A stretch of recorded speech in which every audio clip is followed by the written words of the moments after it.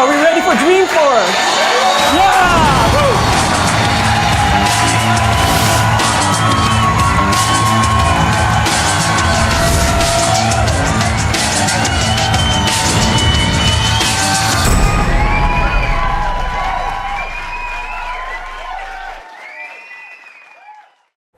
We're going to get started. This is a panel that I'm a kind of an insurance nerd because this panel gets me a little excited because we've been talking about a lot of disruptive technologies. We had drones, we had on-demand insurance, we had folks who are trying to disintermediate. But this is the one panel where we're talking about the reality that's going on in insurance, right? The day-to-day guts of insurance operations, the mission-critical stuff, right? And so I wanted to spend a lot of time thinking about how insurers are rethinking their existing mission-critical processes and technologies. And I'd like to start with just a round of brief introductions, a little bit about your organization and your role within the organization. So let's start with you, Bill. Well, I said I was the CEO of ACORD prior, so I guess I'll give you what I did before it. Chief Operating Officer at Marsh, Vice Chairman at State Farm, and prior to that ran the insurance industry at IBM. Thank you very much. All right, I'm Craig Parker. I lead the CRM and Marketing Analytics organization for Allianz Life out of Minneapolis. Dan Albrecht, CNA Insurance, built a back office tool that routes all of our work everywhere. So. IT Operations Director. So just for the crowd here, one thing to note is that we're going to be talking about mission-critical processes both on the front end as well as in the back office, right? And so I'd like to just start with, anyone can jump in here. What are the top digital transformation initiatives that you guys are focused on? Could you just give some examples of use cases and initiatives that are top of mind for you? On the front end of the business, you're looking at two primary things when it comes to digital. We're looking at efficiency. How do we do as much as possible, get as many sales, be as efficient with that marketing dollar as we can be? But you're also looking at that experience, right? You've got to balance those two, and how do you deliver an experience that, in our case, working through third-party distribution channels, will differentiate us from anybody else, any other annuity or life insurance product that financial professional can sell. Right. From my perspective, it's consolidating applications because we all know we have a lot of legacy systems and we have our data footprint is huge because we have so many legacy systems. So from CNA, it's consolidating down and reducing your footprint. That's probably the biggest thing we've got going on. Right. It's a common theme, actually, that we're encountering when we're working with customers is the whole idea of, again, the guts of the insurance operations where you're trying to consolidate, you're trying to rationalize, you're trying to modernize, right? Are these the prerequisites for going digital, is to do all of that? Or can it be done sort of in parallel? Craig, what are some of your thoughts around foundational capabilities for going digital? Very similar, right? We can't sit and wait for the back-end processes, the back-end technologies to be modernized. We have to do it along the way. So it's for us, it's been how do you identify those things where you can do that along the way. So CRM is a prime example for us. We knew we had to get rid of legacy CRM systems, so we're able to do that and move over to the Salesforce platform in our sales and marketing area. But again, it takes time. It took us 3 to 4 years because you're talking about systems that were built up over a number of years, customized, those sorts of things. So you've got to take those opportunities where you can get them and get as much functionality built in there, as much process built in there the right way, so you're delivering that experience, in this case really for our employees, to be digitally enabled to do their job more efficiently. Where does the urgency to do these sorts of transformation projects coming from? Is it coming from the business? Does it come from the customer? I mean, what's creating the sense of urgency to move forward with these projects? I think it's industry driven. It truly is. The customer wants things faster than they get today, right? Or they just want it faster. In order to do that, you have to transform your environment to be successful. You have to go through the steps of taking the opportunities when you can to get ahead, because if you wait, and it's tough in the insurance industry because we all hate risk, right? That's the biggest thing, is it's too much risk. But you have to take some risk in order to reap that reward. Right. So it's important to try to take the opportunities when you see them and plan them and get them done quick. Right. Got it. So On the topic of foundational capabilities, Bill, when you and I spoke, you're sharing with me that ACORD has a maturity model, thinking about where organizations are in their digital transformation journey. Could you speak a little bit about the maturity model? Yeah, sure. I think we have a few charts. The first one really centers around what's going on in the insurance industry. And you'll see on the left here, this consumerization, I mentioned it earlier in the morning. The idea that consumers' expectations are increasing at an increasing rate, not solely by their interaction with insurers, but with retailers, transportation organizations, their banks. You mentioned what's the impetus for driving digitization.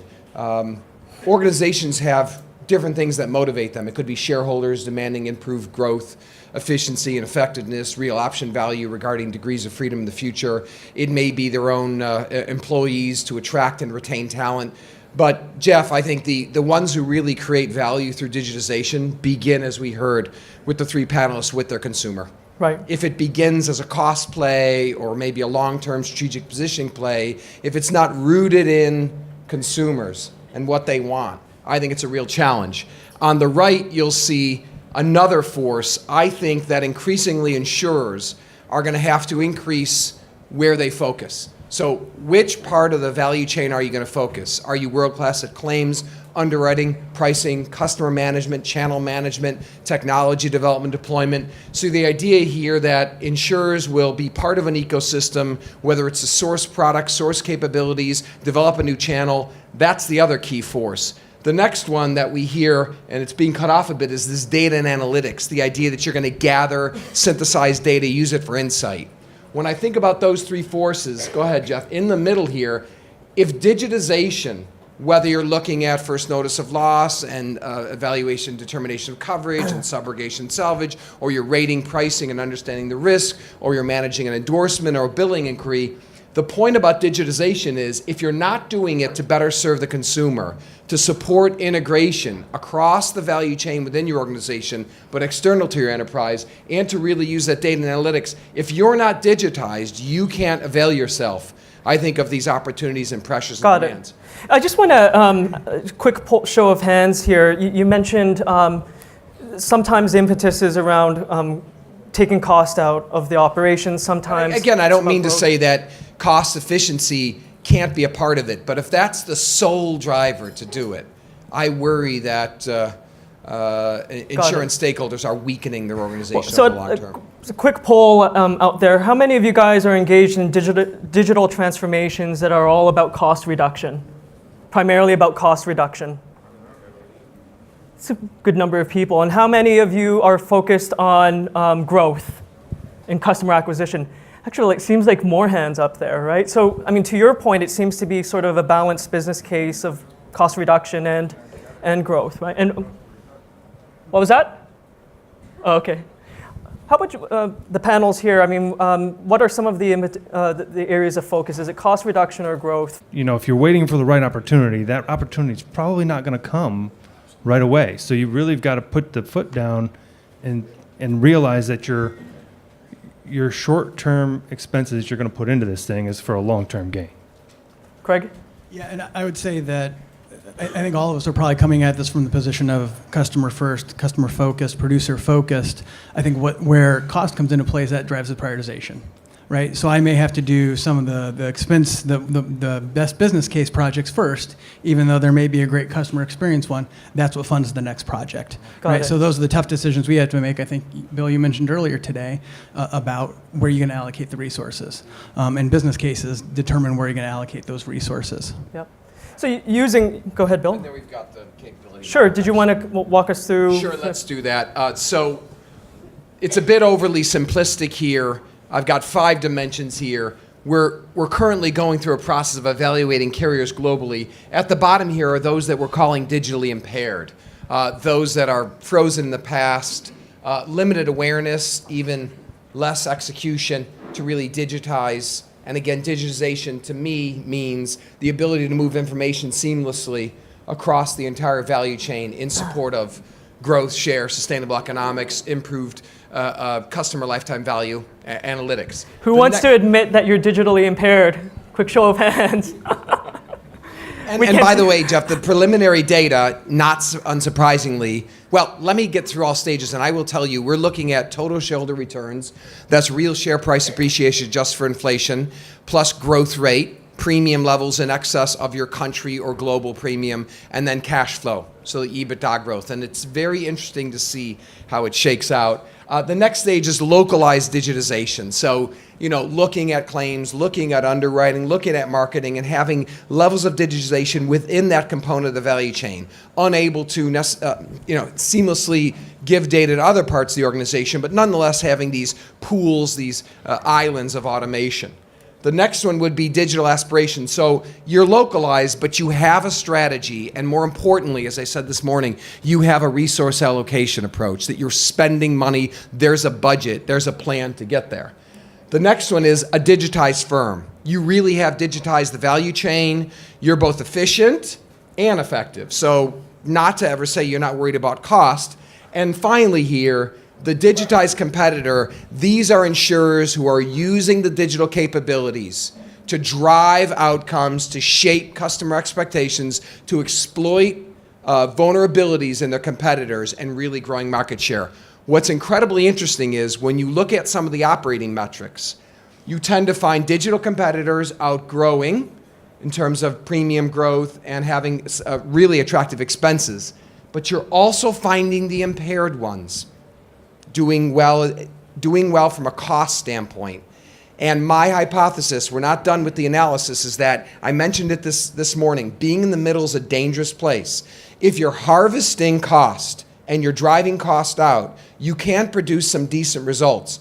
I think in the end it leads to a long-term downfall because you're weakening your enterprise by not investing. But shareholders perversely might like it, because you're throwing off more cash. Clearly, having those digital capabilities and driving the market positions you well. That's why I said this morning, I think it's a very dangerous place to be, playing around in the middle.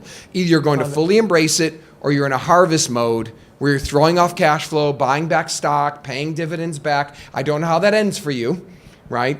But in the end, I think there's really only one choice. Sitting in the middle isn't going to work. And I also think over the long term, being digitally impaired isn't sustainable unless, when you look at your specific niche in the market, I can imagine, I mentioned satellite launches being an example. If you're insuring a dozen a year, I guess you can get away with slips and carbon paper and typewriters. Maybe, right? But I think you do leave yourself vulnerable. So I'd like to poll the panel here, because you talk about not playing in between. And does it imply that you wouldn't want to dip your toe in the water with pilots? It's good to sort of go all the way, or that doesn't mean don't have a pilot, but start small, prove it, learn, and scale.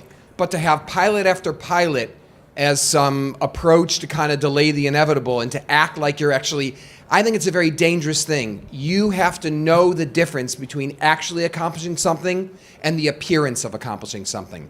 Visions, plans, budgets, strategic announcements, that's not accomplishing something. Got it. Until you take a pilot and scale it and really drive it, then you haven't really done anything yet. But that's just me. Well, so let's ask the folks who are currently working. How do you feel about that? Let's ask that question. Having served the industry my whole life, extremely frustrated. And all players, brokers and carriers and everything in between. So I want to turn it over to the folks who are currently working within large carriers. What are some of the ways that you're overcoming the challenges of moving up this pyramid? From an Allianz global perspective, I think it's been very clear from a top-down perspective, digital by default, right? Yeah. So we're saying we want to be at the top of this pyramid, and that's where we need to be as an organization globally. Right. Making that happen locally is a lot of what was just described, right? It's the pilots, it's finding those opportunities to move up the value chain and show those benefits, so you can continue to get that investment. Right. So I can't understate the importance of that top-down, culture-driven approach to saying we have to be digital by default to win in the long term.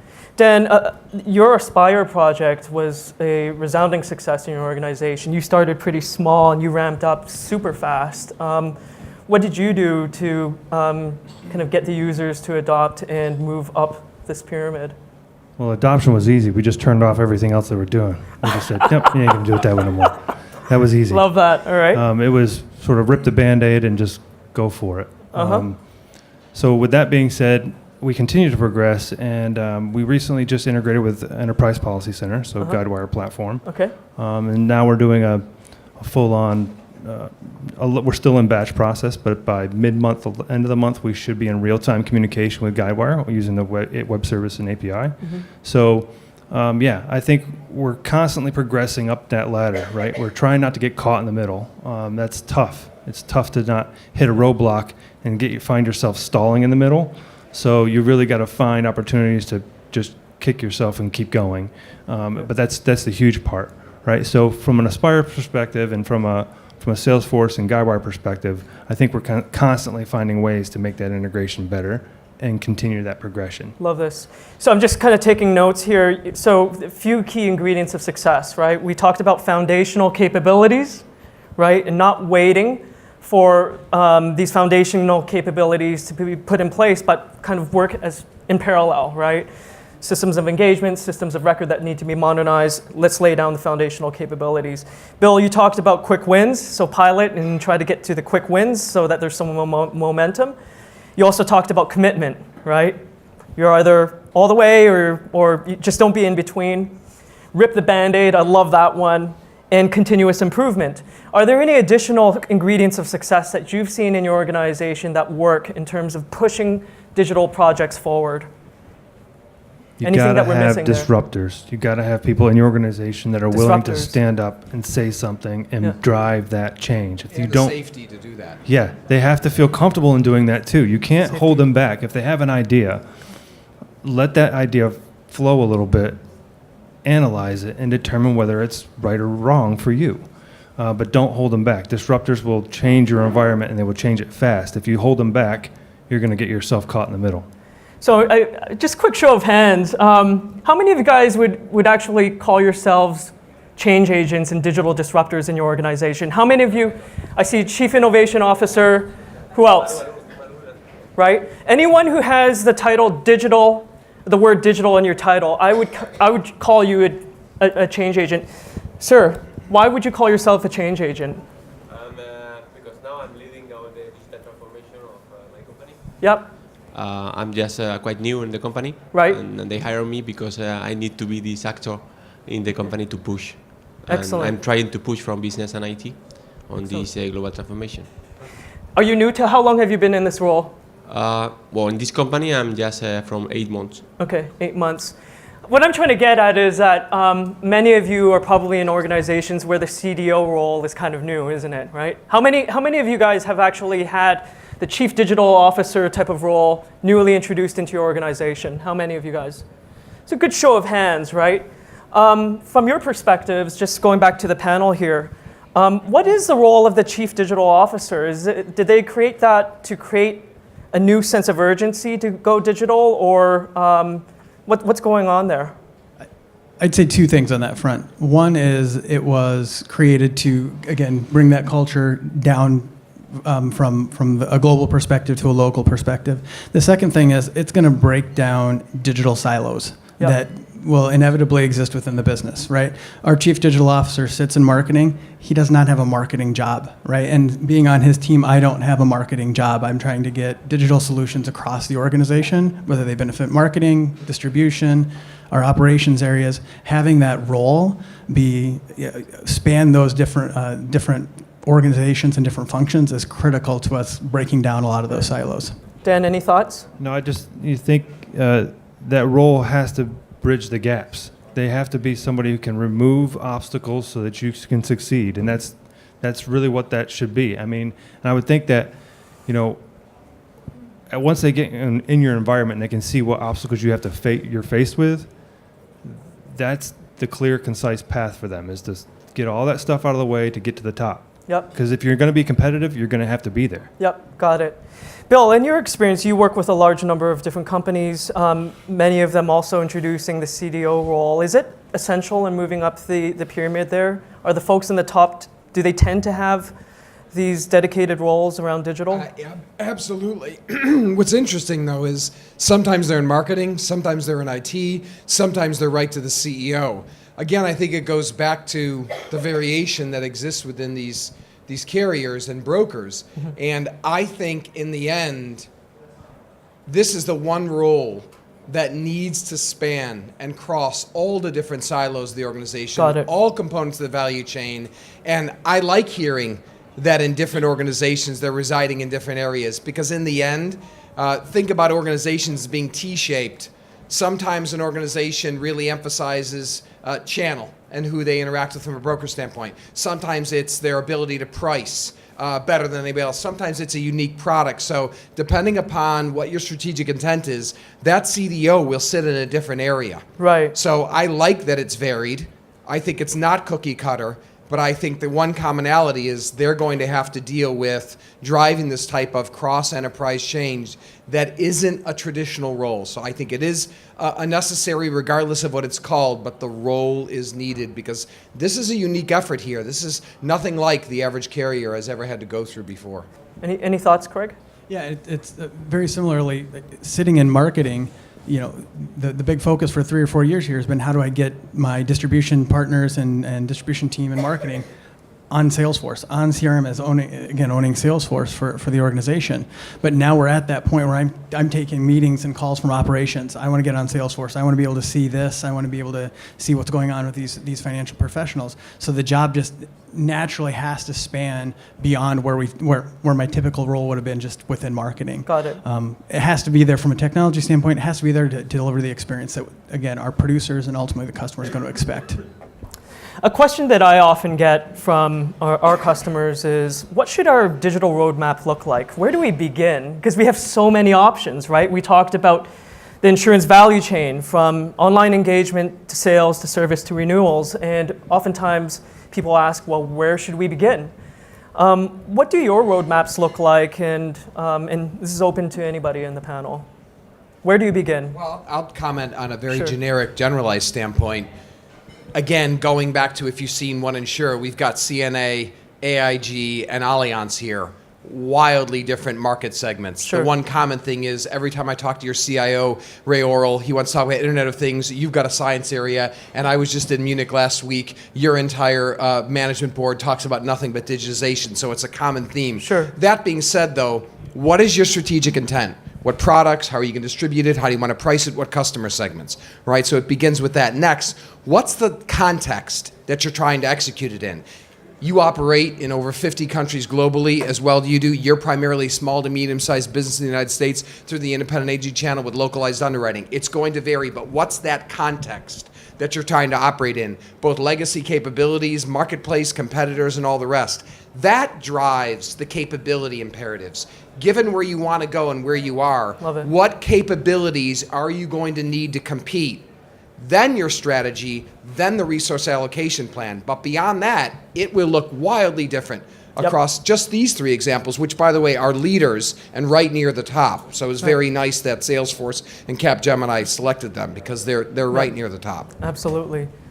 Any thoughts on what would be the ideal roadmap for say, a company like Allianz? Sure, and it gets back to competitive advantage, right? Where do you want to focus? And for us, we do look at that producer experience. We asked earlier who's focused on the customer, who's focused on the financial professional. Historically, we've been focused on the financial professional.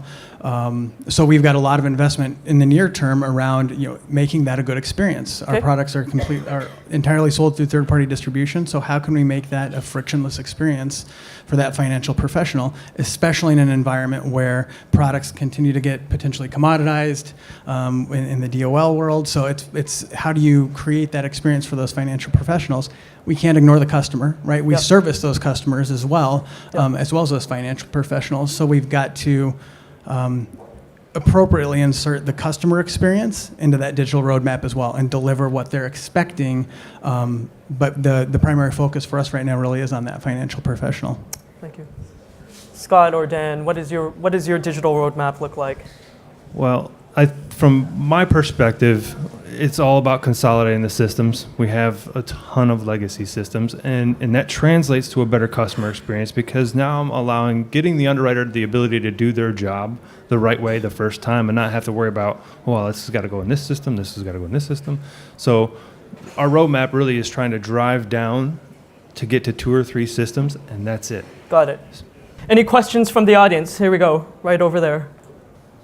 I've got a question about wins. Earlier you were talking about quick wins or things that worked, and often it's flattering when things work. But what I'd be really interested in is to hear about something that was a disaster, something that really didn't work, and you had the courage to do it, and what did you learn from that? Love that question. Love that question. Anyone want to volunteer? Air your dirty laundry. Why not? So, like I mentioned, this has been a 3 to 4 year journey in terms of retiring legacy CRM systems and getting over to Salesforce. Sure. We've done it by channel.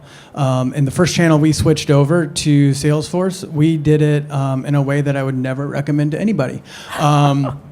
Primarily from an adoption standpoint. You mentioned it, turning the light switch off one day and on the next day. We didn't do that. We built integrations back to the old CRM system. We basically built the old CRM system in Salesforce.